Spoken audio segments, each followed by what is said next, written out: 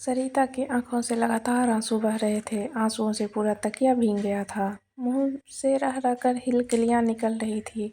पूरे बदन में कपकपी हो रही थी।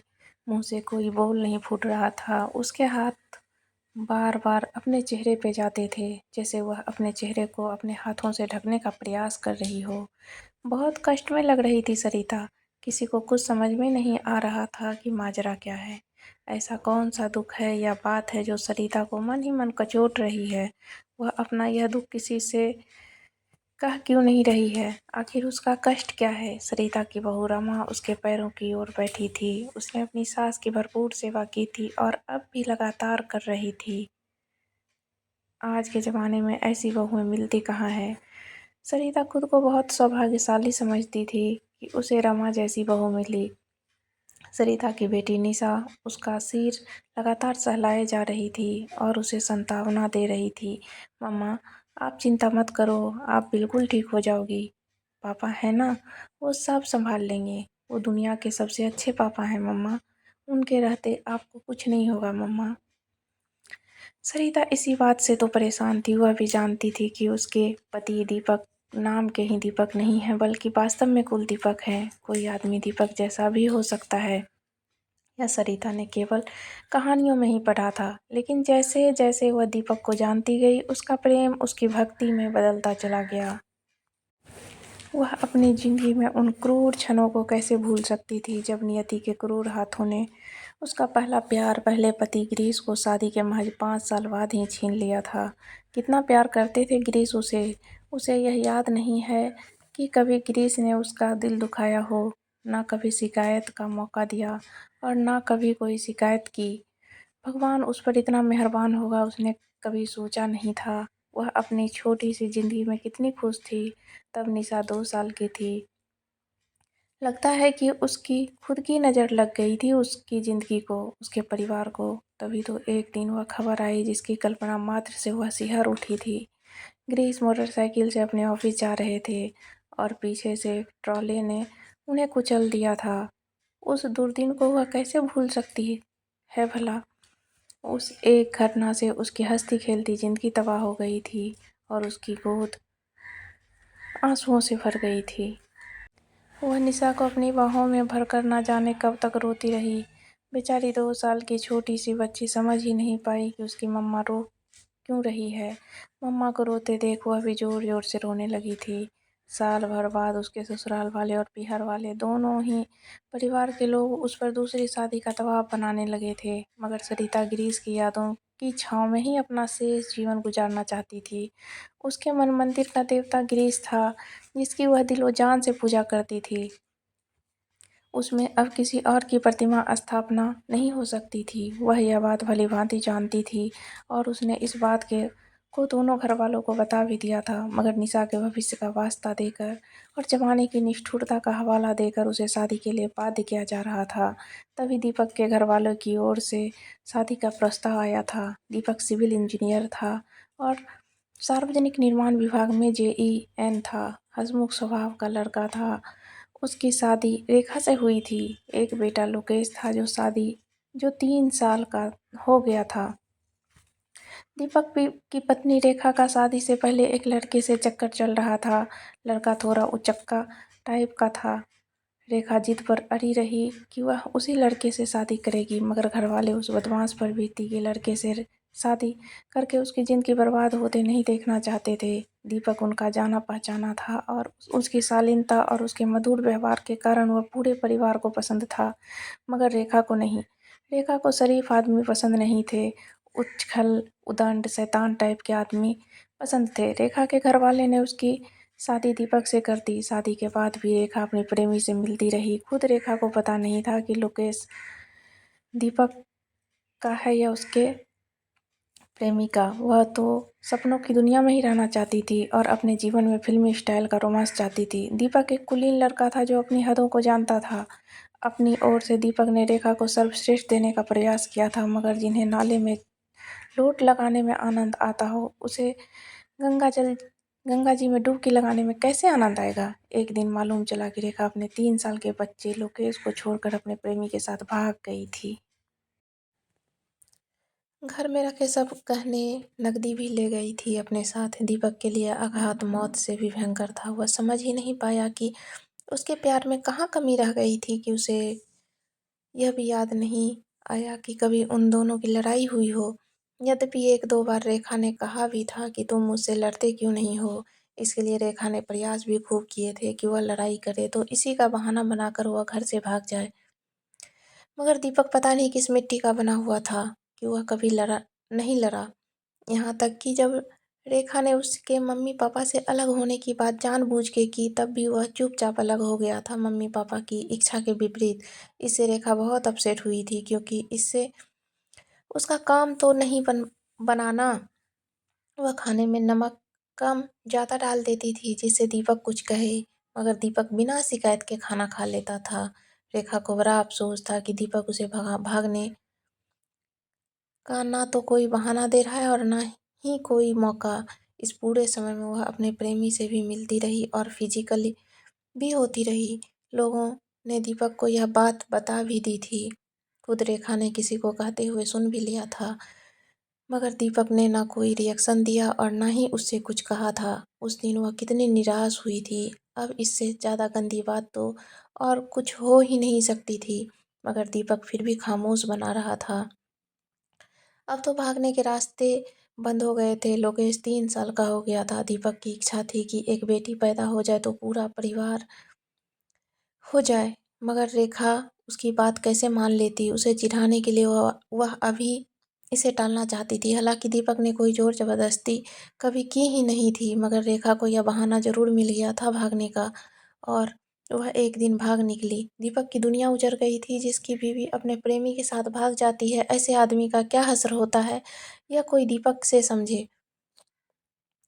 ऐसा आदमी एक जिंदा लाश बनकर रह जाता है। लोग उसे जगह जगह से कचोटते हैं, लेते हैं उसकी खाल उधेड़ लेते हैं, जख्मों पर नमक छिड़कने का कोई मौका नहीं छोड़ते। दीपक भी एक जिंदा लाश की तरह जी रहा था अपने बेटे लोकेश के लिए।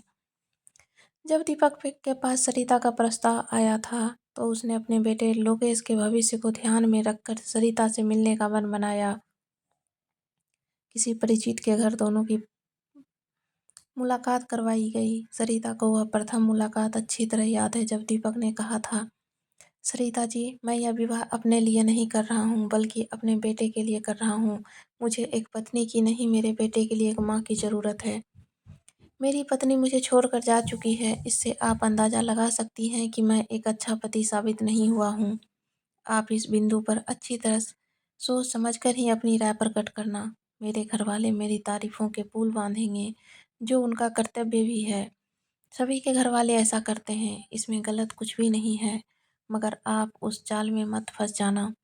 सोचने के लिए पूरा वक्त लेना। हाँ, 2 बातों का मैं विश्वास अवश्य दिला सकता हूँ आपको। यदि आप मुझ पर एक विश्वास कर सकती हैं तो।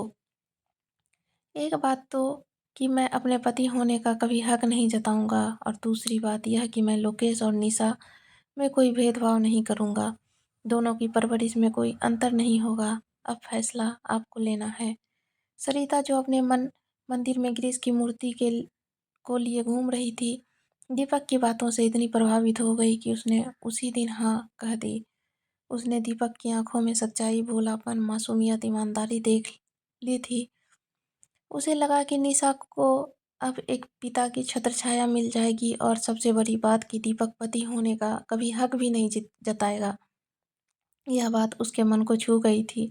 दोनों की शादी हो गई, दोनों बच्चे को अब मम्मी पापा मिल गए थे। सरिता शुरू शुरू में सहमी सहमी सी रहती थी और संकोच भी करती थी, लेकिन दीपक के निर्मल व्यवहार ने उसकी सारी शंकाएं निर्मूल कर दी थी। धीरे धीरे सरिता के मन में दीपक के लिए प्यार उमड़ने लगा था।